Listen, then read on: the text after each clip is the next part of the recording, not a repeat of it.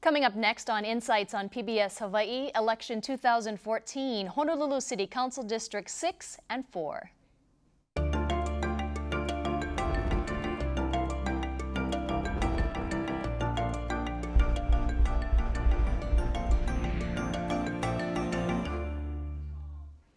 Aloha and welcome to Insights on PBS Hawaii. I'm Mahealani Richardson, your host for tonight's show. Gridlock, crime, homelessness, and development are common themes for two Honolulu City Council districts, where the results of the primary election required the top two candidates to face off in the general election. Tonight on Insights, we'll hear from two candidates, Carol Fukunaga and Sam Aiona, duking it out for District 6, which stretches from Makiki to Aiea Heights. And then midway through the show, we'll bring on the two highest vote getters from the primary contest in District 4, which runs from East Honolulu to Waikiki, Tommy Waters and Trevor Ozawa.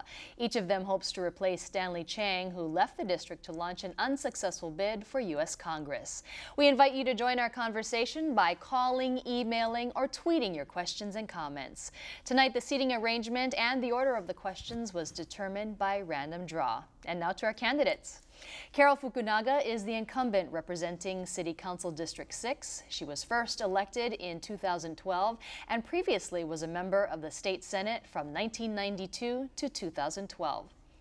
Sam Aiona is a small business owner. He was a state representative from 1996 to 1998 and is the former chairman of the Republican Party of Hawaii. He's currently the vice president of the Friends of the Missing Child Center of Hawaii, a nonprofit agency dedicated to protecting Hawaii's children from abduction and exploitation.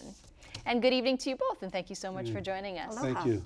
Well, Carol, the first question goes to you. Yes. Why do you think you're the most qualified for the job, especially over your opponent here? Well, particularly at this time, Honolulu faces a lot of tough challenges. And as we face, increasing demands for public services, I think my experience and background in terms of bringing together different organizations, business, community, and government is really what we need to get some of our toughest problems solved. And I can talk a little bit more about those later. Sure, we're going to get to a lot of issues tonight. Sam, what about you? What makes you the most qualified for this position, especially when you compare yourself to your opponent? Well, I'm now working in the private sector, and I think anyone who serves in public office should have some private sector experience just to get to know what small businesses go through, and I understand what small businesses are going through. I also served in the executive branch and the legislative branch, and so I think having served in two branches of government, you get to learn a lot about government employees, the way government works, and so I think I have a better understanding of what people are going through. Would you say that small business is the #1 concern from the people that you're talking to, or what would you consider your #1 issue that you'd like to work on? Well, there's several issues that are important to the people of District 6. Certainly, homeless is probably one of the most talked about issues as I go door to door and talk to people. Affordable housing is another very hot topic when talking to people. And I think people, though, Mahealani, probably the biggest issue is they want someone in office who's going to take a proactive approach and take action and get things done. I mean, people are frustrated with government and the lack of the accomplishments or the lack of getting results in government. Carol, what would you say is your #1 issue, especially now that you've been serving in the City Council? Well, very much, when I first ran for this seat, the things that people talked to me about were the aging infrastructure, whether it's road repaving, whether it's sewer and water infrastructure, whether it's pedestrian safety. We have a number of very old neighborhoods where you have a lot of traffic going through narrow streets, a lot of congestion, elderly residents, young children, as well as very densely populated neighborhoods like Chinatown, Makiki, Kakaako. So it's really a mix of all kinds of daily urban pressures where it really takes a lot of coordination between state and county government to solve the kinds of problems that people are facing. You know, when you talk about traffic and transportation, that seems to be a huge problem for a lot of people as they sit in traffic. And transit-oriented development and the rail, it's happening, it's moving forward. Would you support an extension of the general excise tax to fund more extensions to the rail project? Well, I think that's something that we're going to have to take a look at and find out whether or not it's justified, you know, because at this point we don't have information, we don't have sufficient information to make that determination. Moreover, the decision as to whether or not to extend the general excise tax surcharge is really a state legislative decision. So I think on the city end, it is our job to hold the transit development process accountable for wise use of the monies that they do have, and to make sure that we present a very clear and transparent process so that everyone knows how they're getting the best value for the money that is being spent. Sam, would you support extending the GET? You know, 2 years ago, Mahealani, when Carol and I faced off, I was very concerned about the rail project, and I ran not so much against the rail, but against this rail system and the way the city conducted itself in the process. And so recently you heard about the increase in the bids that came out. And so now, you know, the rail project is faced with $100 million increase from what they had intended. And I'm very concerned. You know, I'm not a blatant pro-rail supporter like my opponent, but I'd like to see a complete audit, first of all, of the rail project before we even talk about increasing the GT or extending the GT. And you know, I'm concerned about the way this rail has been developing. The cost increases are just going to continue, and so the leeward side, the residents of the leeward side, they need traffic relief. You know, I'm not going to argue that point, but I'm very concerned about the cost increases of rail and where it's going to take us. We're not even, you know, done yet on the increases that we're going to see. So I'm very concerned about that. So what would be the solution in your mind? I mean, obviously rail is happening, it's moving forward, we're seeing the pillars go up. What would be the short-term and the long-term solutions for people who are stuck in traffic? Well, rail is good. You know, I mean, the rail is coming and it'll be good for traffic relief. My concern as a city council member would be to ask the right questions so that we don't constantly get into these extra costs that are being added on. I mean, you know, we're now at $100 million over cost. So what is it going to be next month or next year? And so I think we need someone on the council who's going to hold Heart's feet to the fire and make sure that we don't waste taxpayers' monies.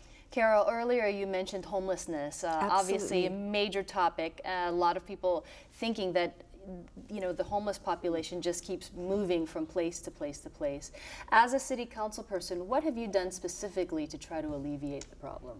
Well, actually, I'm glad you asked that question because homelessness is something that we have been working on for a very long time. And this year in the downtown Chinatown area, for example, we augmented the city's budget by over $3 million to not simply say that we were going to use housing first as a solution, but we said in addition to housing first, we have a lot of homeless individuals who have mental health or substance abuse problems. So we took those programs that had worked well in the past, such as Safe Haven, which already operates the Moore House at the top of Fort Street Mall, and we said we should be building upon these kinds of programs. So we funded the expansion of that program to actually get more homeless individuals with the kinds of issues and problems that we have seen in the Chinatown area, and to really get them off the street into appropriate housing and provide more services. In addition, in the downtown Chinatown area, you know, you have all kinds of public safety and sanitation issues that arise when people use the public sidewalks as their bedrooms and bathrooms. So we've also funded a series of different alternatives that we think the city, the community, and businesses should really be coming together upon to find the best locations to either provide additional public restrooms or clean up the streets, as well as really help to beautify the community. Sam, when you were in the legislature, homelessness was still an issue way back when. What did you do specifically in terms of legislation to try to ease the problem? So currently, Mahealani, I am the Vice President for Hope Services, which is a homeless program within a Catholic church. And I'm also the steering committee chair for a project out in Kuhio Homes, in the Kuhio Homes area, to revitalize the Kuhio Homes neighborhood. Homelessness is something that I'm very passionate about and something that I'm constantly working on. Housing first is a good concept, you know, because we do need to put people who are homeless in a shelter and work with them. My concern, again, just like with rail, is the process by which we are trying to solve the homeless problems. And, you know, my opponent will talk about, you know, we're trying to do this and trying to do that, but we need to take action. We need the people who are homeless need help now. And so the Housing First program is a good concept, but my concern is, again, we're spending $47 million to build 400 units. Those 400 units, that would be about $110,000 per unit. And what's going to happen, Mahealani, is someone who is homeless is going to go into this unit and they won't leave. You know, we need to work with the nonprofits, and the solution, by the way, lies within the nonprofits. The nonprofits do incredible work. IHS, Waikiki Health Center. I was the executive director for the Office of Community Services for 8 years, working with these nonprofits. They do great work, and I think they are the solutions to our homeless situation. And so with the Housing First, we'll put them in one of these units, but we need to work with the nonprofits to make sure that they will be able to get out of those units and into public housing. Of course, having served on a board for Public Housing Authority, I understand that people don't leave public housing. They can't because we don't have affordable rentals. We don't have affordable units. And I think that's really the solutions is more affordable homes. We can talk about that. And having the nonprofits work with the homeless. Well, speaking of homes, let's talk about Kakaako. I mean, some people are thinking that the condos and the towers are sprouting up like weeds. Do you think that there will be enough infrastructure when these towers and condos are going up? Well, we've got 5,000 units, Mahealani, going up in Kakaako. I'd like to work with the developers. I think it's okay. I'm not opposed to having Kakaako be, you know, the urban core and building units. We do need units, but I would like to work with the developers and ask them, what do you need to create affordable homes? Do you really need 28, 40, $98 million condos? Can we at least have more affordable units? Right now, there's a law that says 30% must be affordable units, but those affordable units are for people making $140,000. You can get an affordable unit in Kakaako.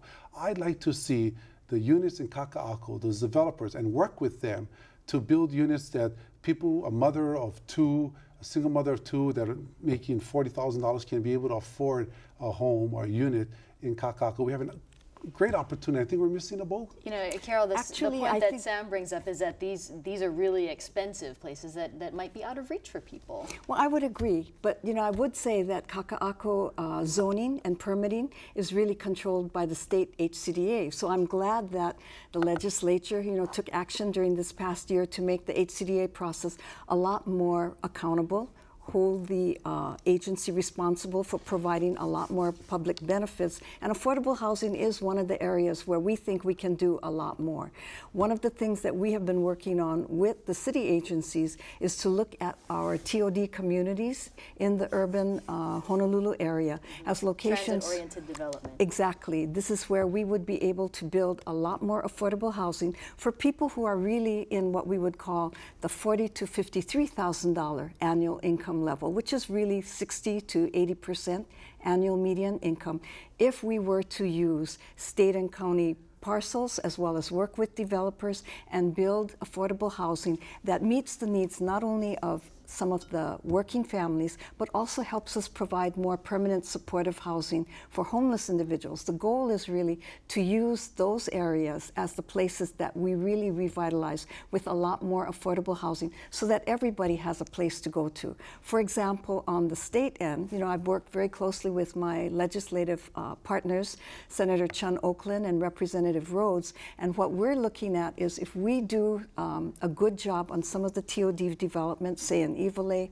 Chinatown, downtown area, then the state government also has projects like Mayor Right Housing, Kalakaua Homes, a number of the public housing projects in the immediate vicinity that they are also looking to turn into new housing. So rather than simply build more low-income housing, we're saying we should be doing a lot more to create a range, but to solve a number of different needs in each of these areas. I wanted to get to some of the viewer questions, and this question comes from Kurt in Nu'uanu, and he wants to know from both of you, what are the future plans for the former Aiea sugar mill property, and what do you think of those plans?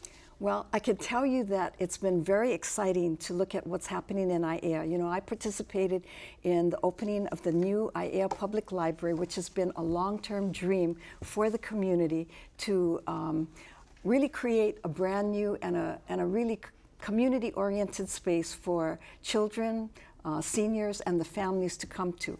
The area right next to that new public library is a parcel that the City and County of Honolulu acquired several years ago, and that's the site where the community would now like to see the city working together with them as well as with other businesses to develop a multi-purpose community center. So I think, you know, with Aiea, you know, because it is an older community, it's really important to have things that you can kind of look to with a sense of pride. And I think that library and the area right next to it, which I hope will become a multi-purpose center, is going to be really a source of pride for many, many years to come. Sam, there's a lot of history in that area, and people look back at that area with a lot of fondness. What would you like to see happening to the Aiea sugar mill? A community center is what the community wants, and so if the community wants a community center, we ought to build a community center where people can come together and, you know, bring back the, I don't know if we can't bring back that old style of, you know, congregating at your neighborhood store, but in this case it would be a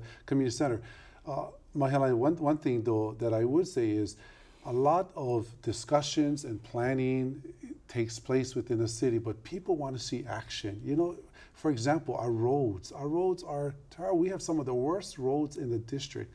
Liliha Street, I mean Huff-Tailing Street and so forth, and even in the Aiea area, throughout our district, we need to get those things done. We need to build a community center, and you know, enough with the studies, enough with the planning, and I think we need to take action. I would just like to jump in here because I agree with Sam, and the good news is, you know, as we have been working with the Caldwell administration on their road reconstruction program, I'm glad to let viewers know that the Kalihi Valley area and the Alewa Heights and Cam Heights area is scheduled for major road reconstruction in 2015. We talked about it. We funded the mayor's programs both last year and this year. We're working very closely with city and state agencies to get through the sort of the small impediments, you know, like private land ownership and roads that, you know, are not part of the city system.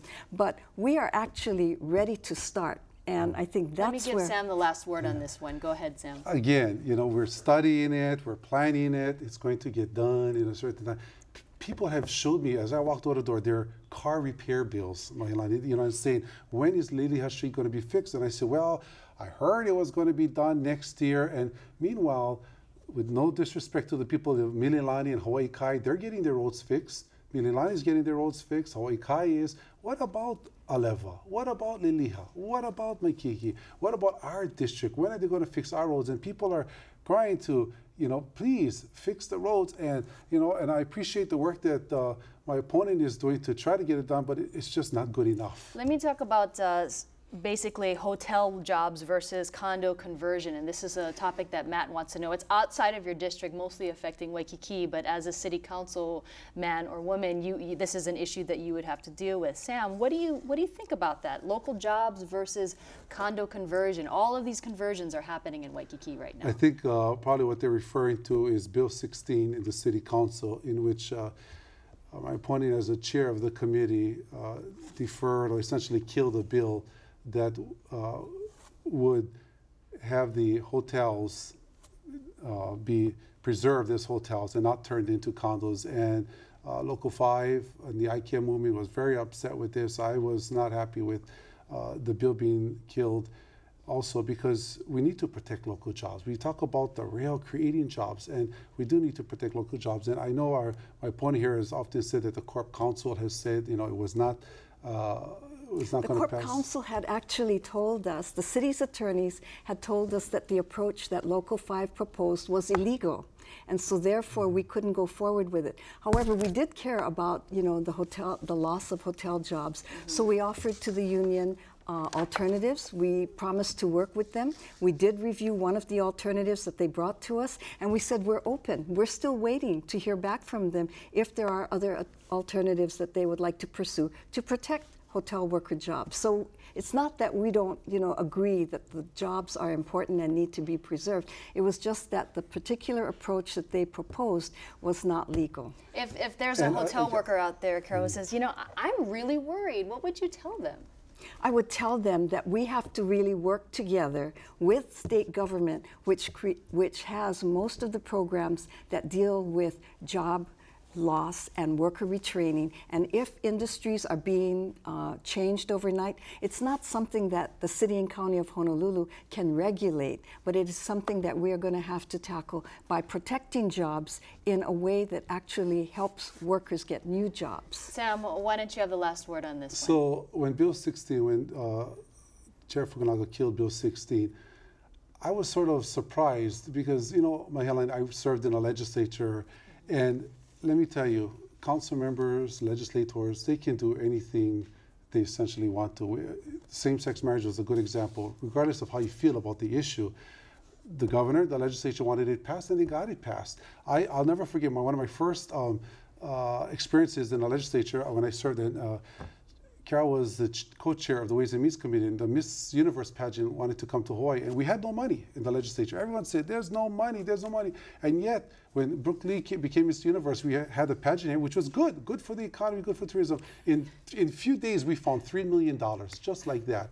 So my point here is that if you, as a legislator, you can do anything you want to. And if Carol wanted to pass Bill 16, she could have. We could have gone to the Corp Council and say, look, we need to work on this. And it really was about protecting jobs, and she didn't, you know. And so and that's one of the reasons I think people should be voting for me, because I will protect the local jobs and do what it takes. You know, Sam, earlier you mentioned small business, and Dan from Makawao, Maui, actually wants to know, isn't Hawaii too big to make it business-friendly for small enterprises? What do you make of that statement? Is Hawaii too big for small businesses, is always say? You know, that's a good question, And as a Dan. small business owner, you have insight on this. Yeah, so, you know, it's so cumbersome to with the small business, to own a small business, with the regulations, with the taxes, workers' comp, unemployment insurance, and so forth. And I think we government officials need to do a lot more to not so much protect, but to work with small business owners, because we do have big box retailers coming in. We've got for example, the hotels. You know, hotel owners will come in, these big corporations coming in from the mainland to buy up these hotels, and it really is pushing small businesses out of the picture. And you know, one of the things we need to do is to protect those small businesses, because, you know, just like tourism, they're also a driving force in this economy, and so we need to do what we can. Carol, what did you make of Dan's comments about small business and Hawaii being too large for it? Well, I think actually small businesses are the heart of our communities, and the way that we can help small businesses from the city level is to make sure that neighborhoods are clean and safe, and that you can have a lot of activity going on in the neighborhoods. Because if you really think about it, what makes Hawaii special is the people.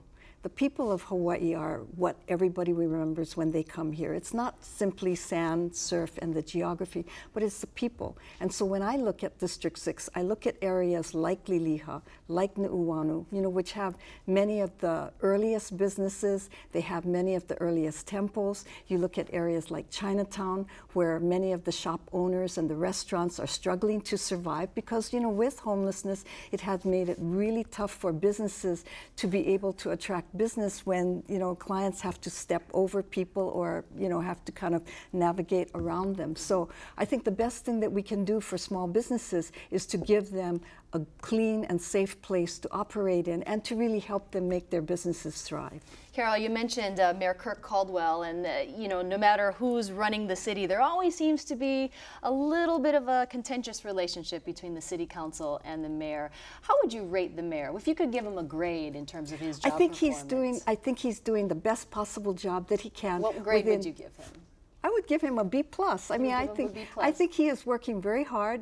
You know, we appreciate the fact that he and his cabinet members go out into different communities, try and work with us to solve individual neighborhoods' problems. But I think the fact is that we really need a lot more partnerships and resources to tackle all of the problems that the city has. And, you know, I think if we were to compare in terms of Sam's and my experiences, when we look at the state budget at $12 billion per year versus the city budget at $2 billion per year, and you take the fact that the city and county of Honolulu has at least 75% of the population, you can really see that there's sort of a, you know, an imbalance in the level of resources that the city has at its disposal. So from my standpoint, our job is really to help the city administration get access to more resources, whether it's from external funding sources, international partners, and others that we can do business with. You know, sister city relationships are also a great way for us to be able to develop relationships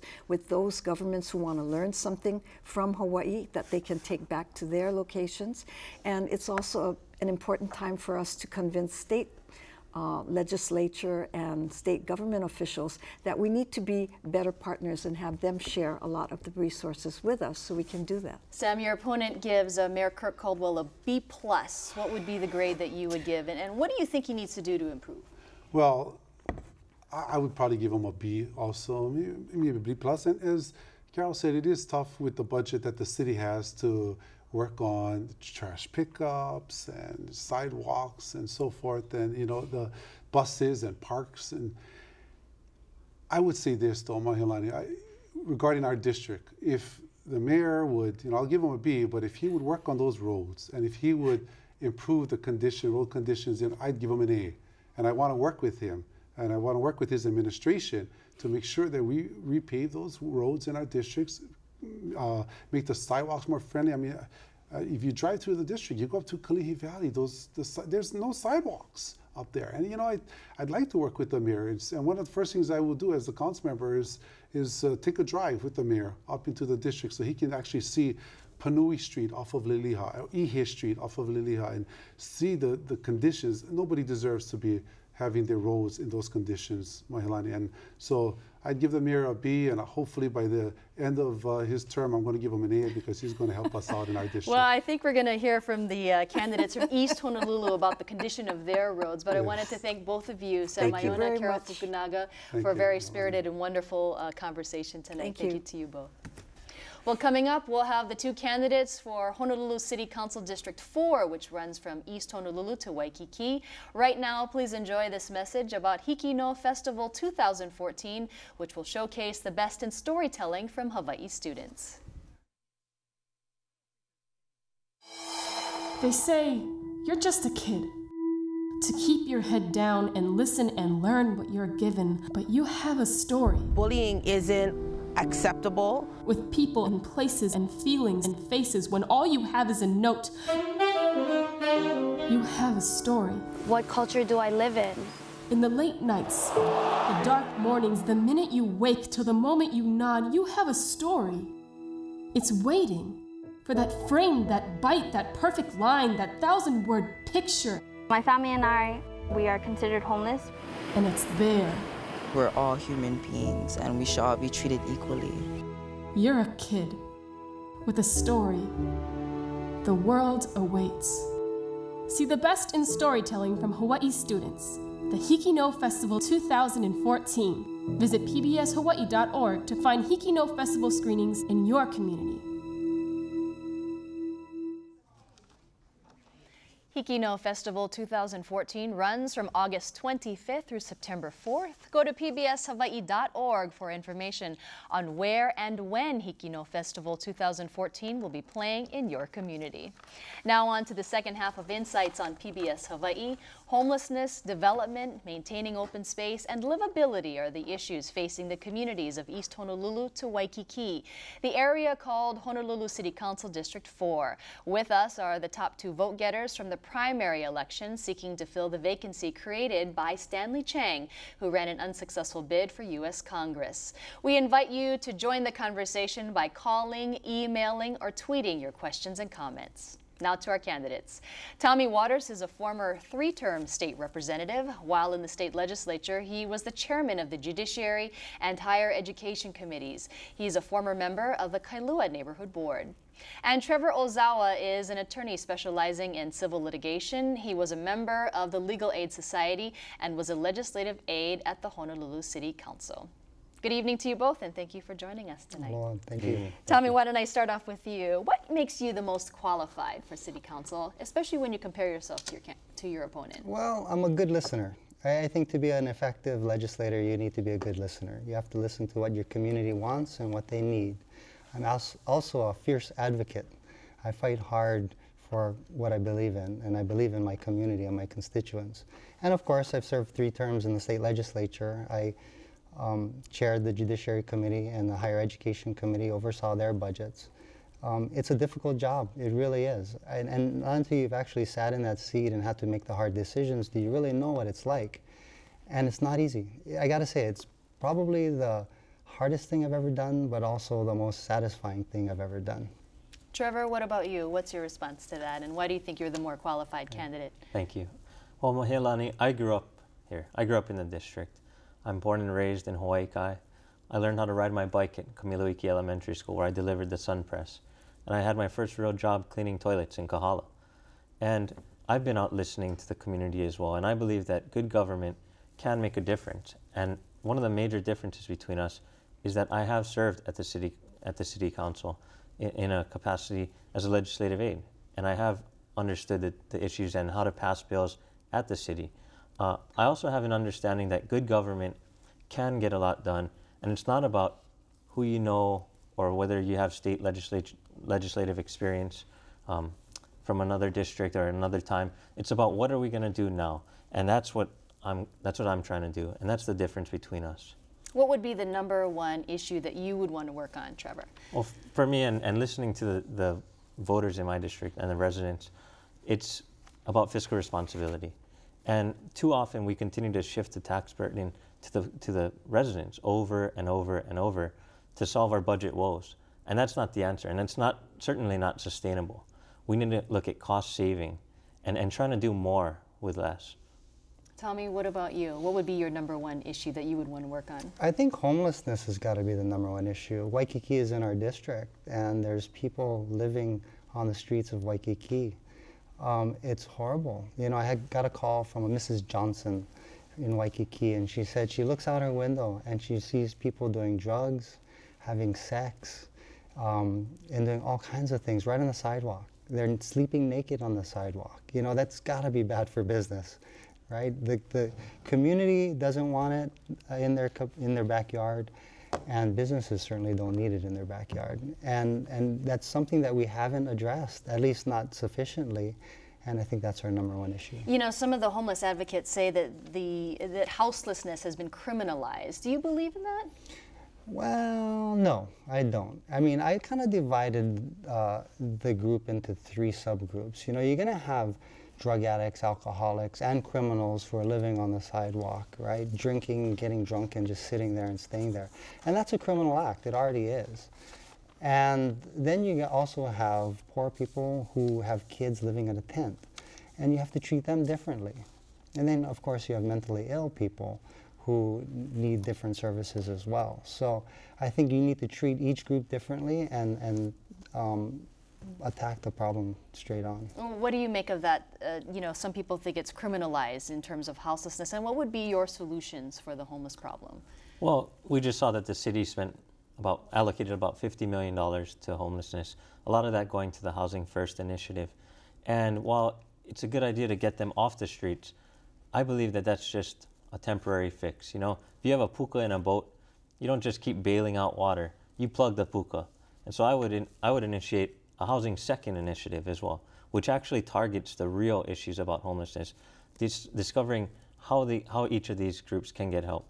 Whether we invest into repatriation programs, like sending them off to communities where they're from, because a lot of them are from the mainland, and they are coming here with hopes of a greater tomorrow. But the cost of living in Honolulu specifically is so expensive, it's difficult to make it. And so investing into repatriation programs, creating pu'uhonuas, or places of refuge where they can go and clean themselves up and get dignified. Third, investing into job training and skill set training. And fourth, also investing into affordable housing. That all collaborates with the Housing First initiative, but it's the next step. Catherine from Mililani, interesting. She has a question about the potential plastic bag ban. What's your thoughts on this, Trevor? Well, definitely protecting our environment is a top concern of the city. There's the balance. I've heard on one end, you know, the more trash that we send to H-Power, the more energy we're going to be creating for the city. On the other end, how do these biodegradable bags actually disintegrate? And is it actually going to happen in our environment? Because a lot of these bags, we see them at the beaches and they go into the ocean and we can't grab them, and there are seals and fish and honu dying from these. I would really have to look at both sides even closer and determine what is the balance. But so if you had to vote on a plastic bag ban right now, what would be your vote? Well, again, I really do need more information, because we have to determine who's going to be paying. Are the residents of this island going to be paying more at the grocery stores or at the malls because of this plastic bag ban, and how will that impact the bottom line? What are the economic impacts? I understand the environmental, which is very serious, but we also have to look at the economic. Tommy, other counties have already done this. What would be your position on a plastic bag ban? Well, I have a dog, and those bags come in really handy. Oh, seriously, but I support the ban. You support the ban? Yeah, sure. Let's move on to, you know, bed and breakfast and the issue of housing and you know, where are these the Housing First initiative and people living in bed and breakfast, and there's a conflict there with people, you know, in this housing issue. Where do you stand on that? Well, you got to listen to the community. You know, people who live next to bed and breakfasts, they don't like them. You have people coming in, they're on vacation, they want to have a good time. I understand that, but you tend to be up late at night, listening to music, having friends over. So I think our community is against it. You know, I used to represent Waimanalo and Lanikai, and Waimanalo and Lanikai has a huge population of bed and breakfast. And it's the same issue, and people just don't want it.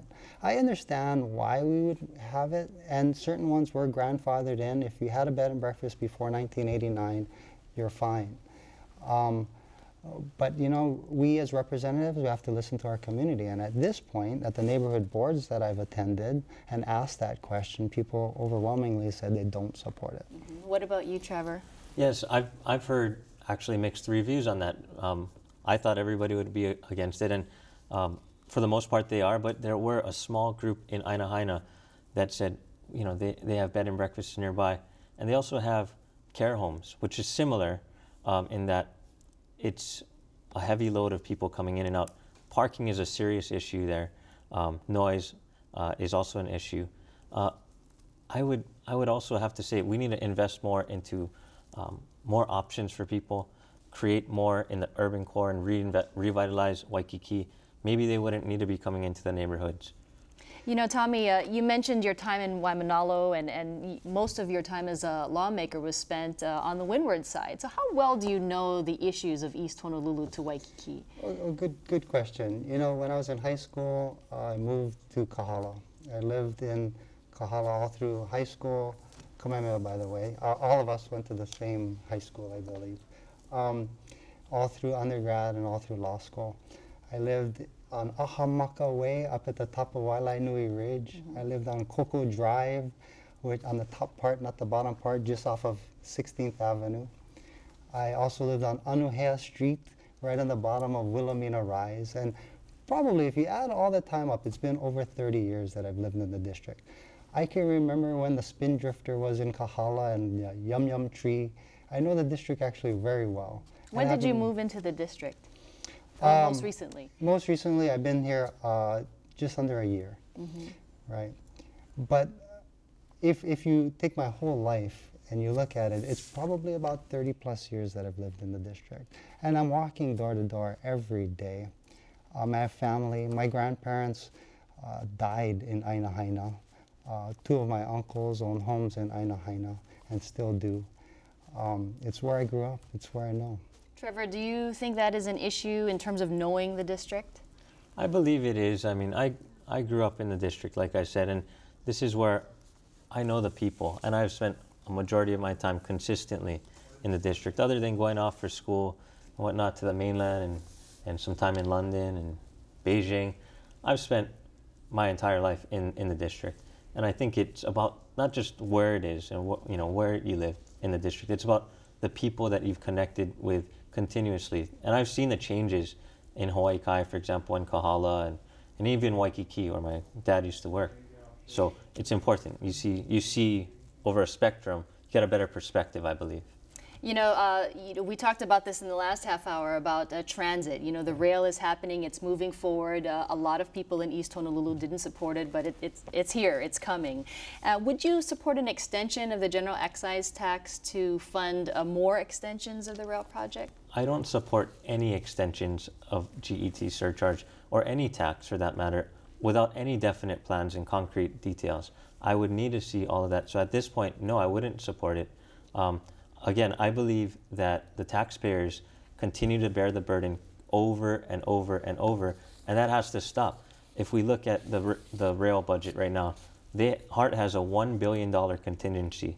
I believe that's enough to get us through currently. As for extensions to the rail itself, now that the voters have spoken and it's coming, and the court has affirmed that decision, I would be in favor of it going to UH and making its way down to Waikiki and being more useful to more people. Tommy, would you support an extension of the GET? I think before you raise any taxes, you have to look at all viable alternatives first and make sure the money allocated already is spent wisely. And any extension would have to include a spur to the University of Hawaii and perhaps helping East Honolulu with perhaps more lanes on Kalaniʻanuʻoli Highway or something that benefits our area as well. Bob in Waikiki wants to know, why can't there be more of a police presence in Waikiki? What do you make of that, Tom? I think that's a good idea. A patrolling police officer is the best deterrent to crime. I mean, good people like us who are driving and we see a police officer behind us, we automatically step on the brake, even if we're going the speed limit. Same thing with criminals. They see a police officer there, they go someplace else. I was on the beach the other day in Waikiki, and I did see a police officer on the beach. Do you think there should be more of them out there? Absolutely, and I would support increasing funding so that we could hire more qualified police officers. Your thoughts on that, Trevor? Yes, I agree. Absolutely. My brother is a police officer on the Big Island. As a side note, all three of my siblings do not live in Honolulu anymore because of the fact that there are better opportunities elsewhere. And that's, again, part of the reason why I'm running. But as far as providing more funding to the police department, of course, absolutely. We have 16 police officers on duty from the edge of Waikiki to Hawaii Kai on any given time. To me, that's not enough. We've got nearly 100,000 people in that area. And there may be more security officers at Kahala Mall, for all that matter. So definitely got to increase the force. We've got a question from Mahealani, and this is an anonymous question, and it affects all city council districts. What's your position on the Ho'opili and Koa Ridge development? Well, at this point, I think it's a good thing because of the fact that we have a housing shortage. People continue to leave this island for better opportunities, cheaper housing, lower costs of living in the mainland, outer islands, etc. Ho'opili and Koa Ridge, they are still going to be preserving, I believe, 20% of the area to agricultural land. And that is also going to be supporting the rail system and making it more useful. If the rail is going to go out that way, it needs to be used by people. And this is another opportunity to hopefully attract more and more of our young professionals that have gone off to college and want to create a life here. I've heard from the constituents in my district that their kids and their grandkids can't afford to buy their house, any house in East Honolulu, and we all know that. That's an option for them. If it means bringing families back together, I'm for that. This is an incredibly contentious issue. Where do you stand on that? I agree with Trevor. I support Ho'opili. We do have a housing shortage. And as he said, in East Honolulu, there really aren't any place to build new houses. We need to build houses. People need to have places to live. It brings up an environmental issue, and we've seen this with certain ridges, like Mariner's Ridge, for example. A lot of people like to use it, and then all of a sudden now it's cut off. Where do you stand on using trails and hiking trails, but also balancing the neighborhood concerns and the environmental concerns? Well, I think we have to keep our trails open to hikers. We need recreation. Everybody's working hard. It's kind of nice to be able to go for a nice hike. I'd like to keep all trails open if possible.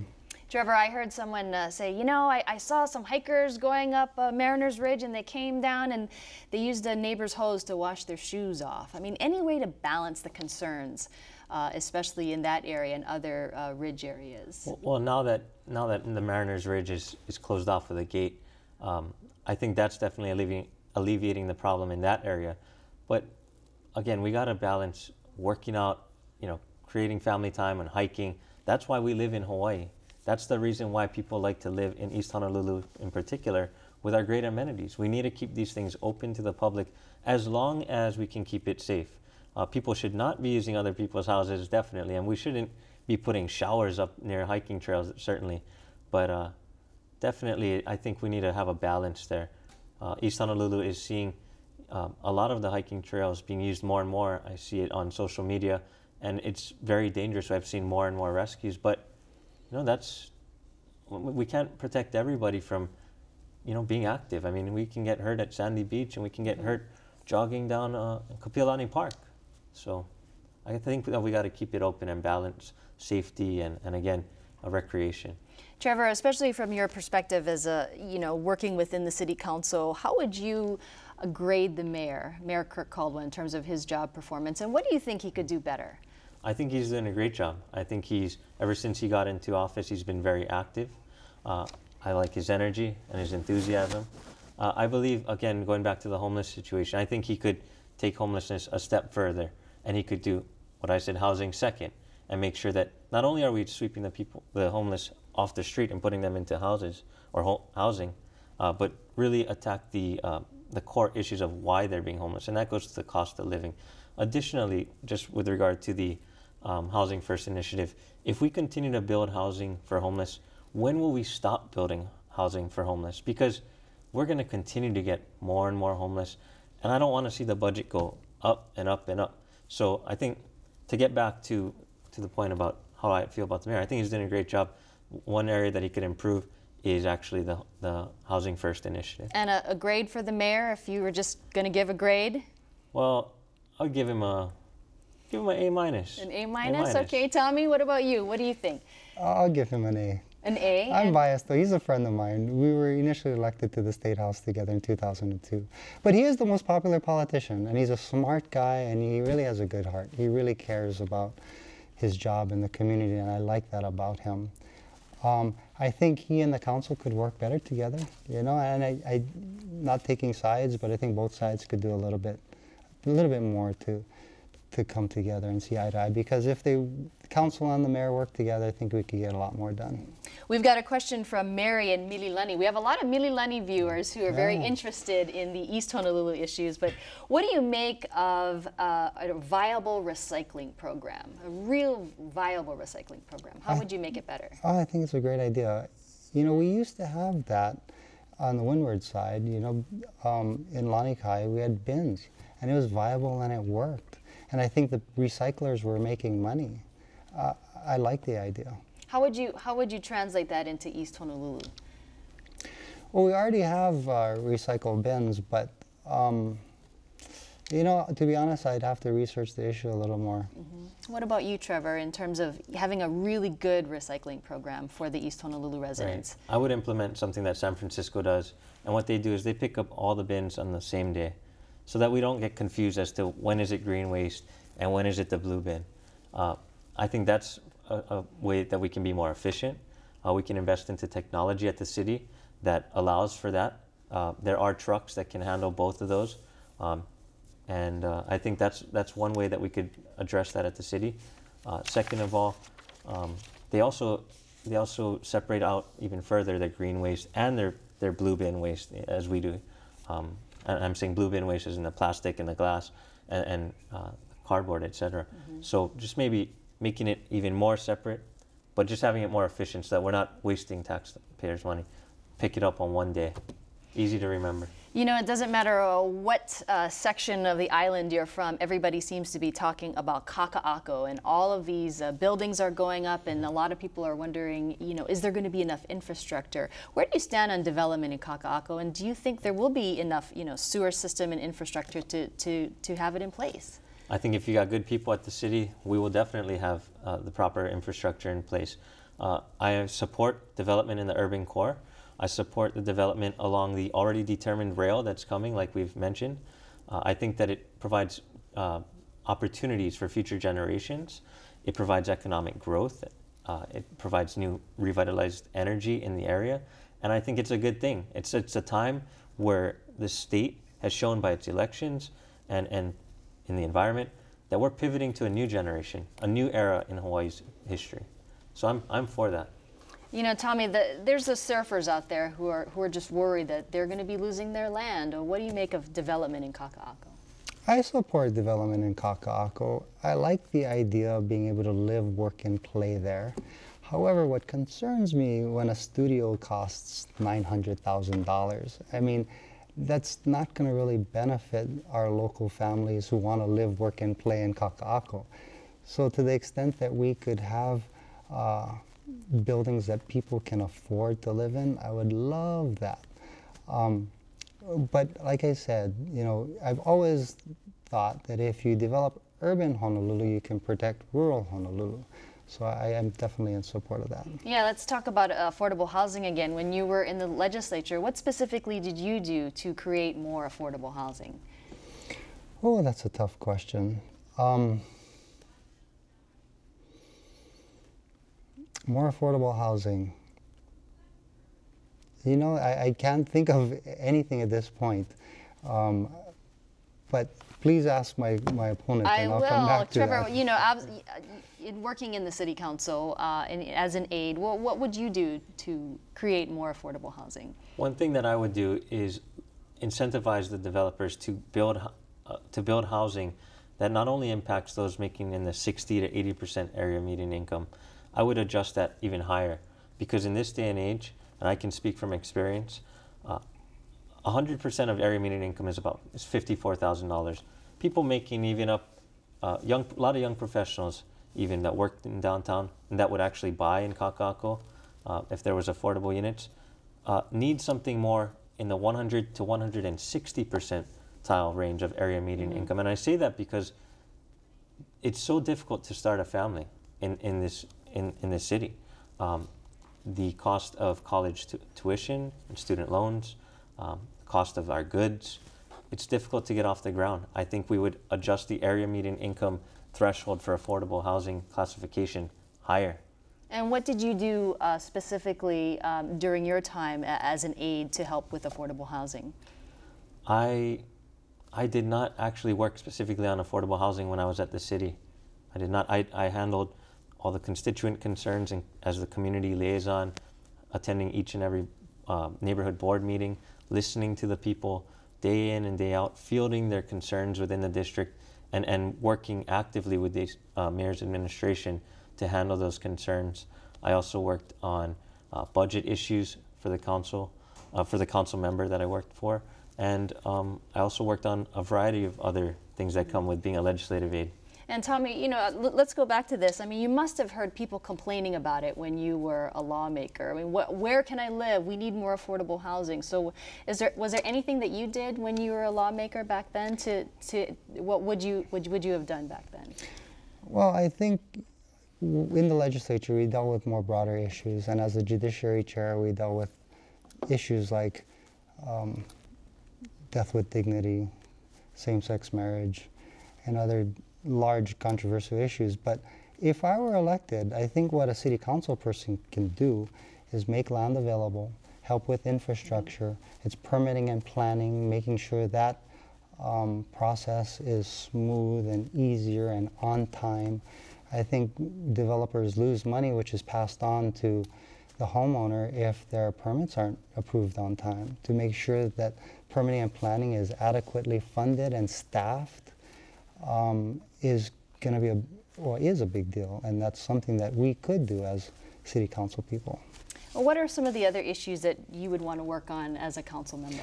Well, thank you for asking. You know, walking door to door, especially in Kaimuki, which is, and the district throughout, has a lot of elderly people, a lot of seniors who are deathly afraid of rising property taxes. You know, because there's a housing shortage,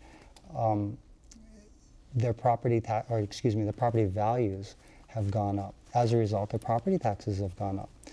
And they're afraid. You know, we have that huge sewer bill that we have to pay, plus this now huge property tax bill. So that concerns a lot of people. Even the rest of the district, where their property values have gone up $300,000. That's a lot of money, and they have to pay for that. So I'm concerned about that, to make sure seniors have a large enough exemption so that they can stay in the home that they've lived in for years. That to me is going to be another priority. And Trevor, you know, if you're elected, what's the biggest change that people would see, and what would you work on day one? On day one, I would look at the budget. Again, I would look at the budget and I would identify our essential services, and I would protect those and prepare for those. Then I would know where to cut the fat. You know, each budget, working at the city council, I saw that each budget basically has about at least 10% chunk of it that is dedicated to funded positions that remain vacant.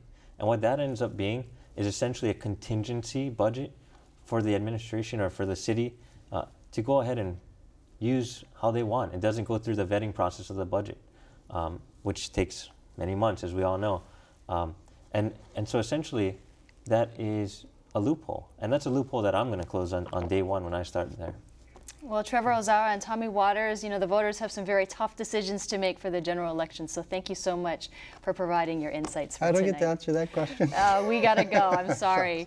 Well, next time on Insights, we'll continue our election 2014 coverage with the two legislative races. In Senate District 23, Kaneohe to Schofield Barracks, two challengers, Republican Richard Fale and Democrat Gil Rivera, are competing to fill the vacancy created when incumbent Senator Clayton He launched his unsuccessful bid for lieutenant governor.